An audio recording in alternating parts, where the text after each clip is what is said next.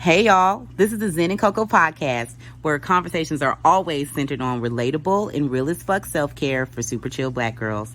I'm your host Tameko, aka the Cocoa Butter Mama, and in this week's episode, I'm talking about moving our bodies, y'all. Yes, moving our bodies with intention and joy for the ultimate physical self-care. I'm running down some of the major benefits of physical activity and also getting into some realistic ways that we can start our fitness journeys or tighten them up. I needed this episode for sure, y'all, myself. So know that, and let's go. Enjoy the show.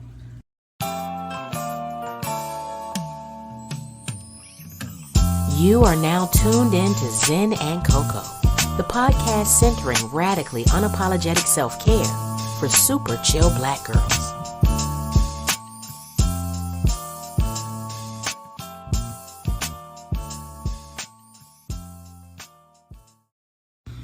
Hey, y'all. This is episode number 6 of the Zen and Coco podcast. It's time to get physical with it.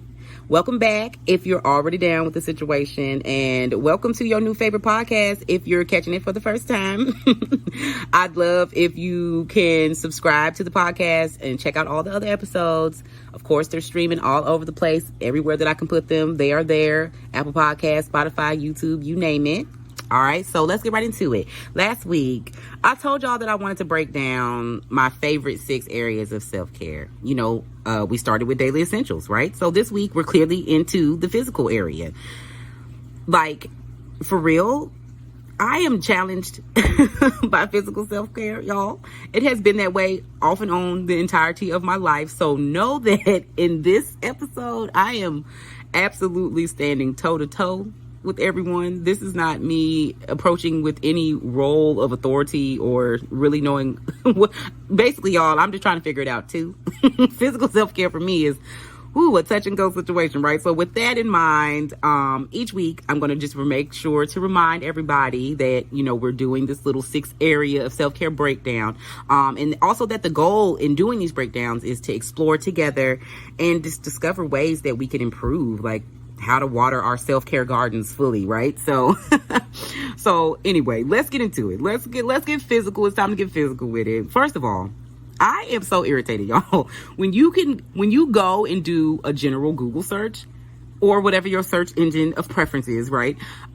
When you search physical self-care, like all of the results are so, it's like topical and commercial self-care. And okay, come on, y'all. If you've been listening at all to me, I hope that you know by now that I'm not mad at topical and commercial self-care because it all has its space and place, and I make products. Come on now.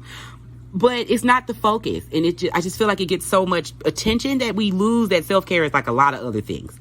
So when I'm talking about physical self-care, I'm not talking about the Google search results. I'm talking about moving your butt, moving your body, exercise, physical activity, moderate to strenuous physical activity to be specific, right? Period. All right. So it's just really weird to me how vital it is for us to be actually taking care of our physical vessels. Like most of us know this is like a learned like understanding, like take care of your body as best as you can, right? Yet it's minimized as a bullet point under physical self-care for like most of these infographics when you're looking, right? So that's crazy, right? We're off that. And, you know, we're out here for making our physical self-care fun and awesome and realistic and a positive addition to our daily lives. It should not, like, physical self-care should not be frightening and like a chore and a task that we just hate so much. And it's just, we're barely putting energy into it. It should not be that way, right? And I also just wanted to address that, like, a lot of times nobody wants to ever frame self-care with work in mind.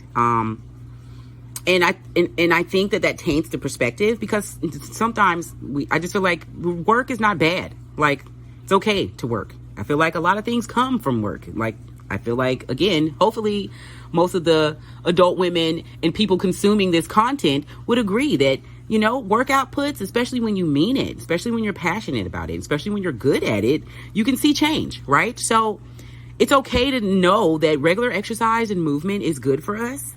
And that it should not be like a horrible thing to approach. It should feel good, right? So moving ahead, speaking to exercise and movement being good for us in so many ways, there's like a million trillion billion love my number that I made up there, right? There's so many studies. On the positive impacts of exercise, right? Like, let's start by listing out some, because it's important. Exercise and regular routine, like movement, it improves mood, y'all. Okay? That means reductions in anxiety, depression, stress. Just off the strength of that being the first thing that I said, why are we not moving? Who doesn't want to move around? I want to feel better. I want reductions in all of my depression, stress, and anxiety. Okay? So exercise literally helps combat that.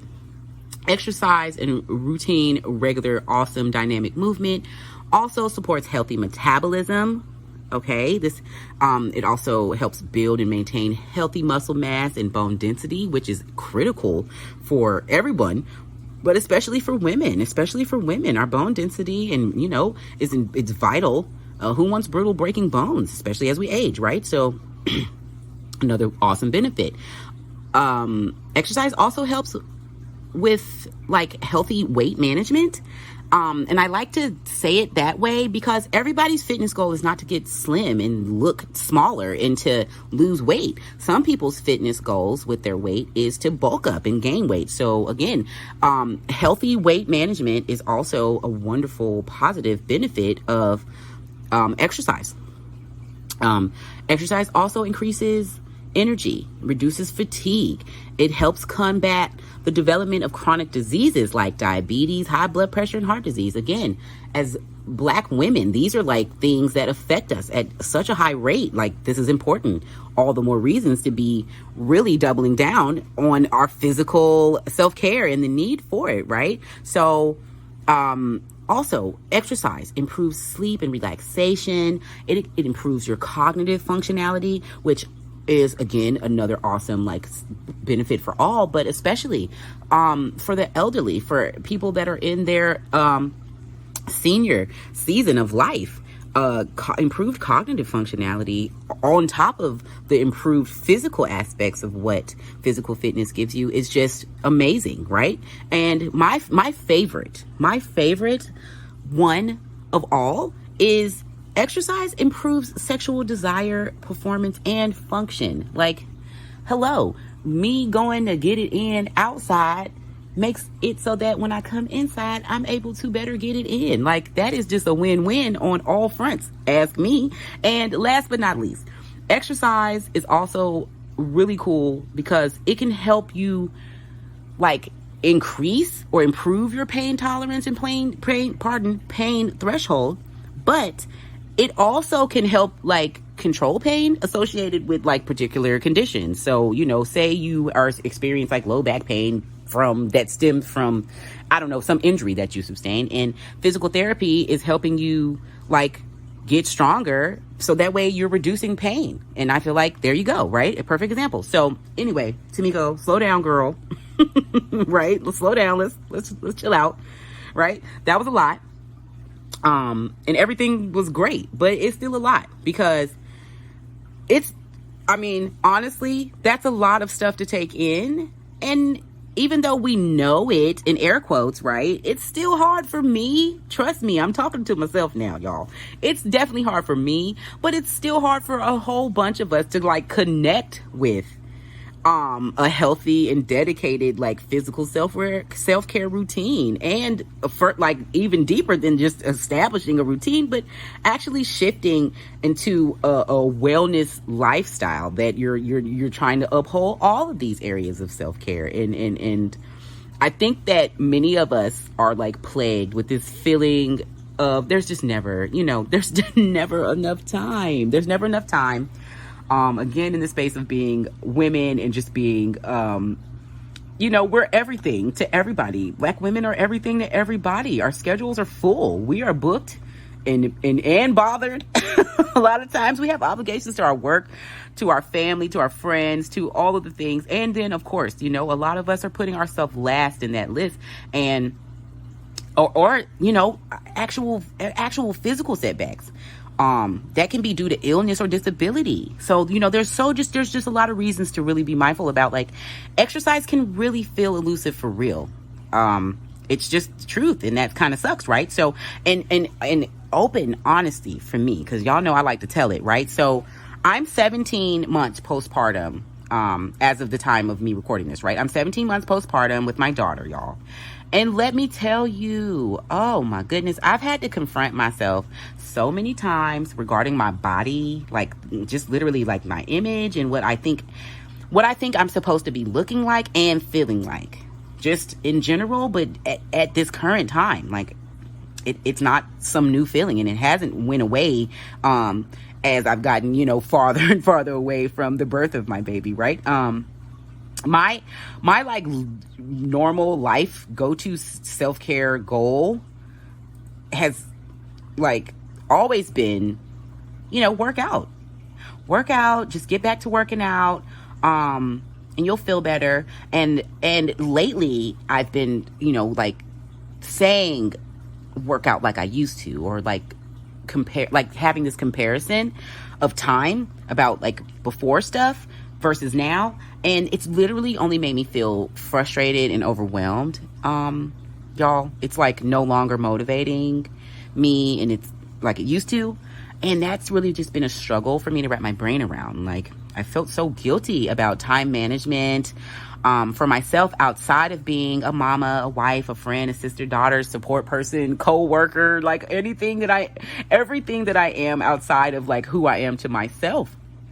And I mean, even trying to figure out all the ways that I want to bring my creative moves to life, here with you guys, with the podcast and with Cocoa Butter Mothers. It's just, I just have felt so overwhelmed with, there's no time at all for any of it, especially specifically for me.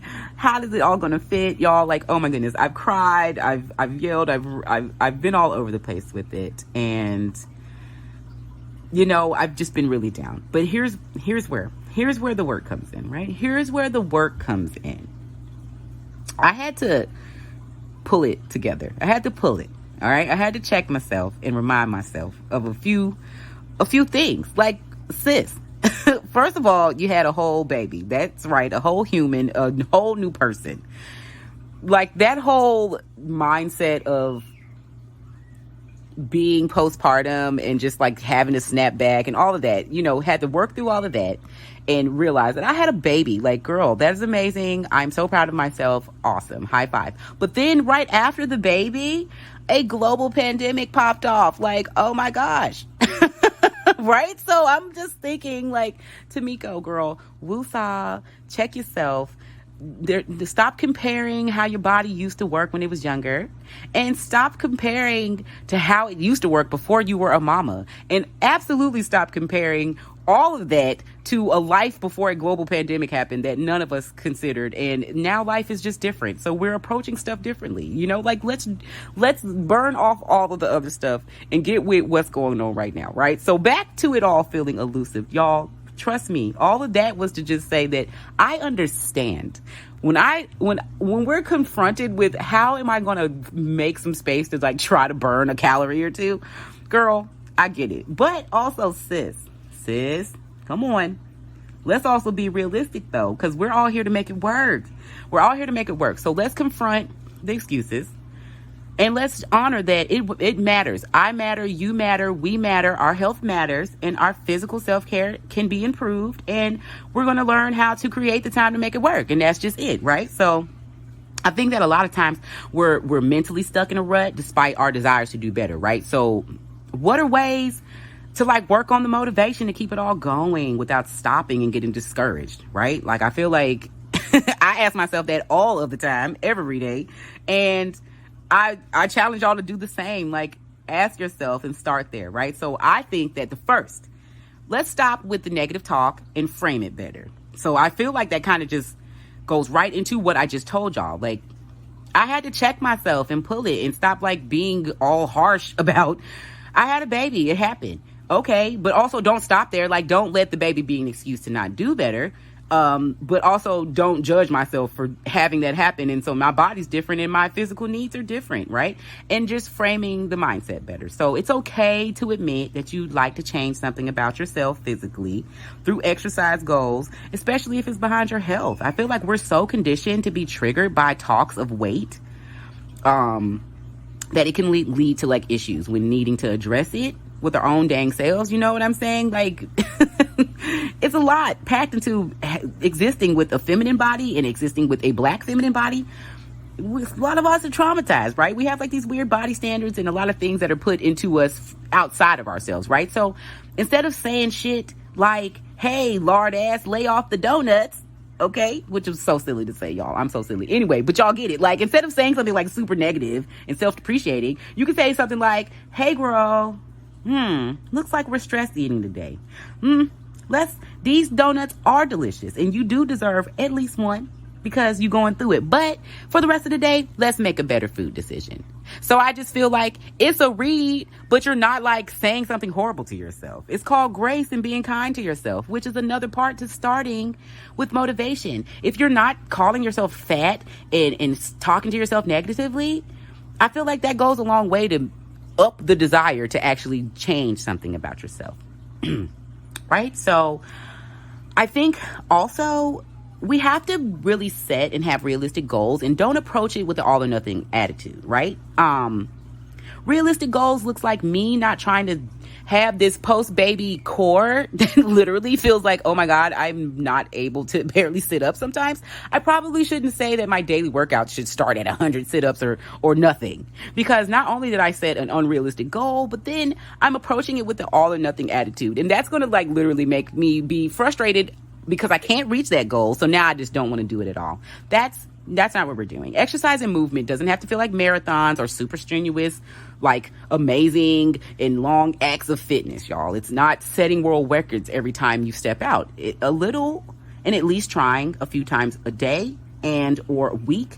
It's amazing and it only can improve over time. And if you're starting, I'm starting too. It's okay. Like, doing what you can and starting somewhere is better than doing nothing, right? So look, honestly, we all know that nobody can get in shape overnight or transform their body or health overnight. It's literally a commitment. It's a commitment and it's a journey, and expecting too much and too soon, y'all, come on.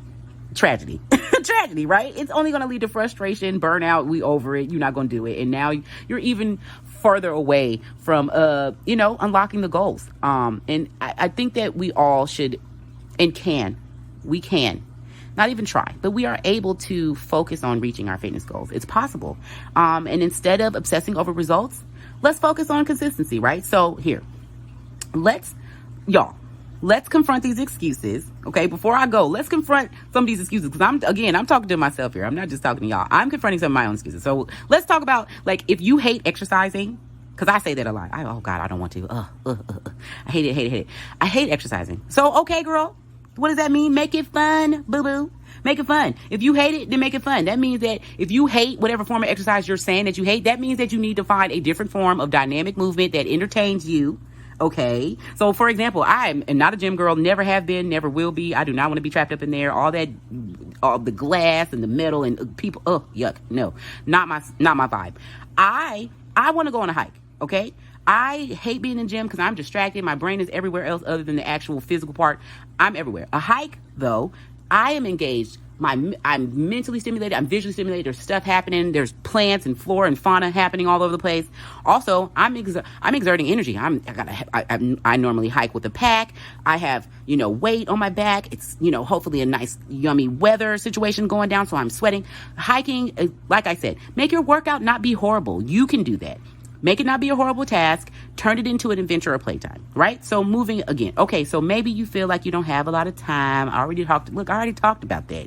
Who has time at all for anything? You make space for the things that you want to do. So I'll say that first. But also, that's what high intensity workouts are about. If you create a little bit of space and time, maximize your use. If you're efficiently using your time in your day to the point where you feel like you can't work anything into, to me, that sounds like a master scheduler. Because if every moment of your time is accounted for, you have the best scheduling system ever. And that means that you can work in your quick little bouts of fitness, right? So look, that's not no excuse. We off that excuse too. Okay. And here's my favorite and most used excuses is, oh my God, I feel old, fat, and tired, honey. All of them. All three of them. So whether you're old, fat, or tired, or you feel like you are a mix of the two or all three, because that is me on the last one. Hands raised, right?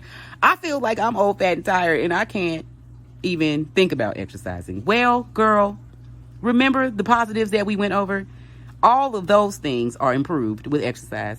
If you old, fat, and or tired, exercise helps all of those. It increases our energy.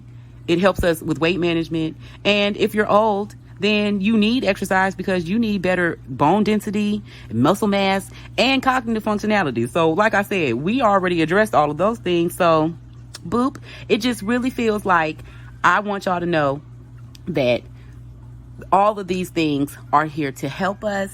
Our physical self-care matters. Exercise helps us. Let's stop being afraid of it. Let's start centering it. Just don't forget to get some help. If you're in the last categories, right? If you old, fat, and tired, don't forget to ask for some help. Okay? Clear it with your doctor. Make sure you're safe and doing it right. All right? And know that there's exercises and physical activities for all of us. It's not one type of look. It's not exercising at the gym. It's not going for the hike I just talked about. It's literally moving your body. New mamas, I feel you. Chasing around your toddler, go outside and make them run outside. Instead of being cooped up in the house, take them to the playground. That is exercise for both of you. And maybe everybody's going to go to bed and be have a nicer night, right? Hey, it's okay. Everybody's got it. We all got the juice, and we can all reach our fitness goals. And so with that, y'all, let's wrap it up. Thank you so much for checking out the podcast today. I really appreciate y'all. Love y'all so much. This is episode number 6. It's time to get physical with it. Don't forget to check out all the other episodes and stay tuned for the new drop each and every Wednesday. Y'all know I'll be back. I'll holler at you next week. Peace. If you enjoyed this episode, please share, like, and subscribe so you won't miss the next Zen and Coco combo. Follow us on Twitter and Instagram at Zen and Coco, and follow host Tameko on Instagram at Cocoa Butter Mothers. Peace.